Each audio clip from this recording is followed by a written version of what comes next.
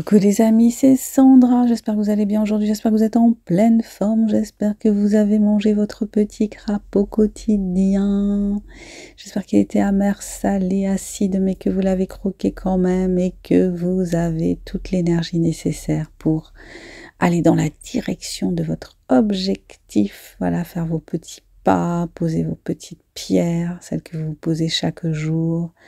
Restez au maximum sur la route qui vous mène vers le destin souhaité.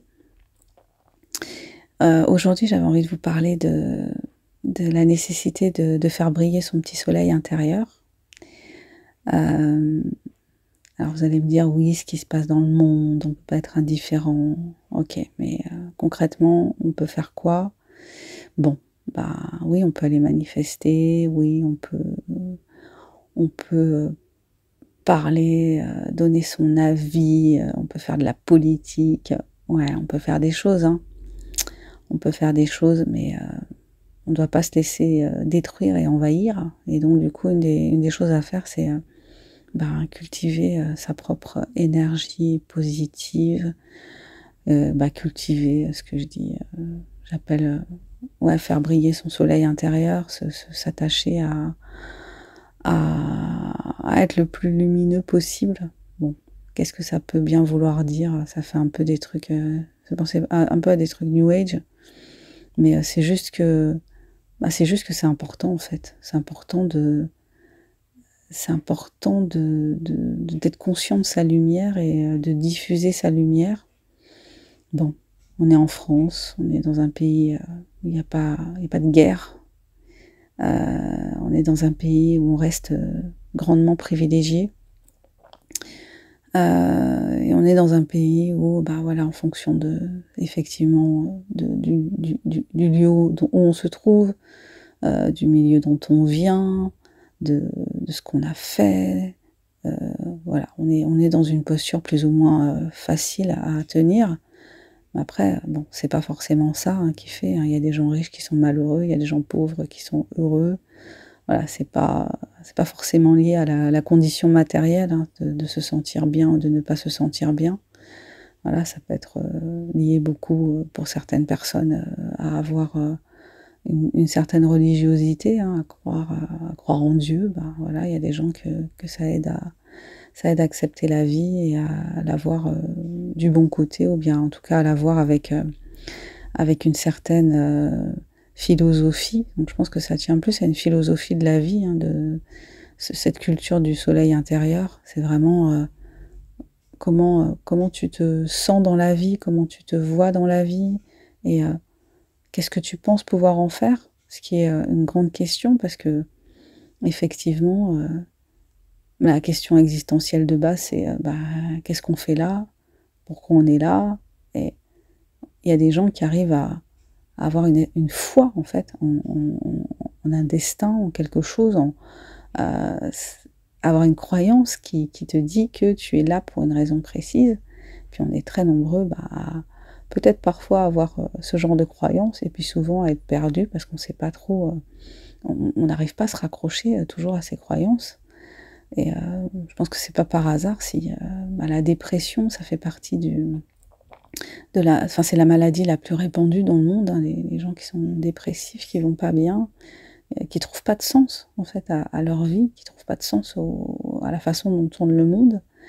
Et peut-être que une façon de trouver du sens, c'est justement de se dire que on peut décider, on a des axes de manœuvre pour aller bien, en fait, pour s'efforcer d'aller bien. Je dis pas que c'est toujours facile d'aller bien, mais on peut s'efforcer d'aller bien. Il y a un psychologue qui s'appelle William James, du 19e, je crois, qui disait quelque chose du genre faites-le jusqu'à ce que ça se fasse tout seul. C'est-à-dire, j'ai pas les mots exacts, mais voilà, par exemple, on sait que quand on se met à sourire, au bout d'un moment, on va sourire spontanément. On sait que si on est triste et qu'on regarde un film comique, bah, au bout d'un moment, on va avoir de la joie qui va arriver malgré tout. On sait que bah, si on fait du sport régulièrement, bah, ça va nous aider à sécréter des endorphines et des hormones de bien-être, et que ça va nous aider à nous sentir mieux. On sait que si on fréquente des gens déprimants, ben on va être déprimé, alors que si on fréquente des gens qui sont plutôt de nature optimiste, qui sont joyeux, ben on va se sentir mieux. Voilà, donc il y a plein de petits trucs comme ça qu'on peut faire pour bah, justement voilà, cultiver son petit soleil intérieur, faire briller son soleil intérieur. Regarder des films qui font du bien, écouter des vidéos qui font du bien. Il y a plein de trucs vraiment sympas avec Internet, hein, des livres audio qu'on peut trouver, des films, des sketchs. Enfin, il y a plein de trucs comme ça qui peuvent nous aider à faire remonter notre énergie et puis à la garder vers le haut. Et puis, ben, ouais, ça aide aussi à développer une certaine confiance en soi, un certain amour de soi, parce qu'il y a aussi ça qui est important, développer l'amour qu'on a pour soi-même. Ça aussi, c'est une tâche ardue, hein. Les gens malheureux, souvent, ce sont des gens qui s'aiment pas beaucoup, qui ont du mal avec leur image, avec ce qu'ils perçoivent d'eux, ce qu'ils ressentent par rapport à eux-mêmes. Donc, il y a un gros travail à faire là-dessus. Peut-être que vous allez me dire, oui, ça c'est du nombrilisme, on est dans une société individualiste, mais enfin, si on n'est pas bien avec soi-même, comment on peut être bien avec les autres en fait? Si on prend pas le temps de s'occuper de soi, si on prend pas le temps de justement se regarder le nombril, mais dans le bon sens, c'est-à-dire se regarder le nombril pour peut-être arrêter de se plaindre, pour arrêter d'être dans le rôle de la victime, comme dans le triangle de Karpman, là, le fameux triangle bourreau, victime et sauveur. Voilà, donc beaucoup de gens sont dans cette posture de victime qui est soumise au bourreau et qui attend qu'il y ait un sauveur qui vienne la délivrer. Alors qu'en fait, le sauveur, c'est nous-mêmes, en fait. Hein. Souvent, le sauveur, c'est toi. C'est toi qui, à un moment donné, change ta relation au bourreau et puis tu découvres qu'en fait, l'autre, il était bourreau parce que tu avais accepté de te mettre dans la posture de victime. Donc, il y a tout ce travail à faire et qui n'est pas égoïste, je pense, au contraire. Au contraire, c'est plutôt même altruiste de reconnaître ça, de travailler sur ça, d'être en recherche, d'être dans cette démarche-là vis-à-vis de soi-même. Je pense que c'est très, très, très, très positif.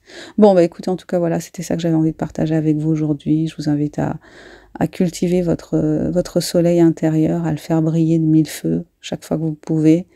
Et puis, à trouver votre voie dans le sens, à trouver le sentiment que vous êtes sur Terre à votre juste place, que vous avez des choses à partager, des choses à offrir, des choses à donner au reste du monde, et que comme dans cette histoire de battement d'ailes du papillon, qui est peut-être pas vrai, mais c'est vrai qu'on se partage des énergies. Donc quand on regarde la télé, qu'on voit des choses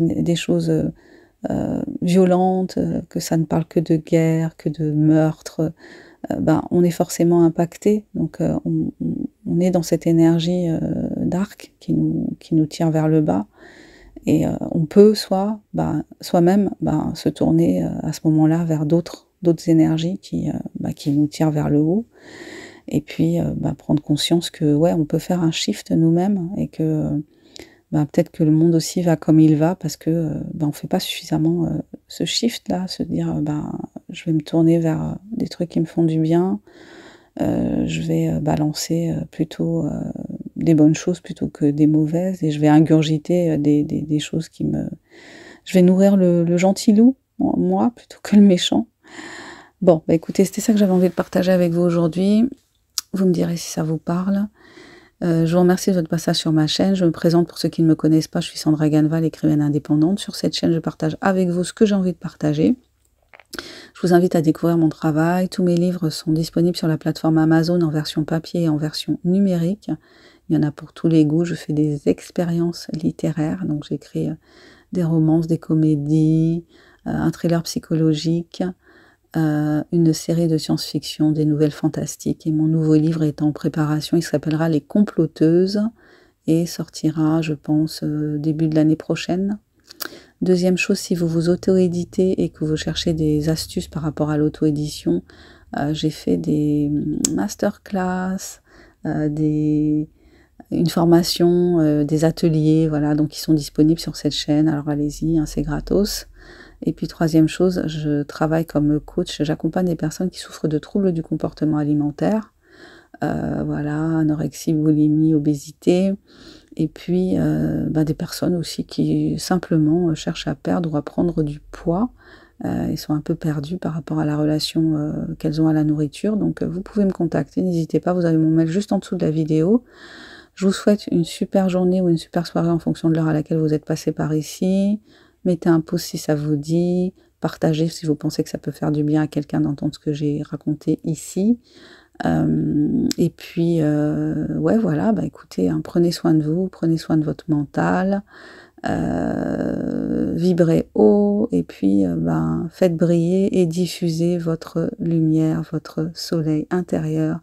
Bye bye.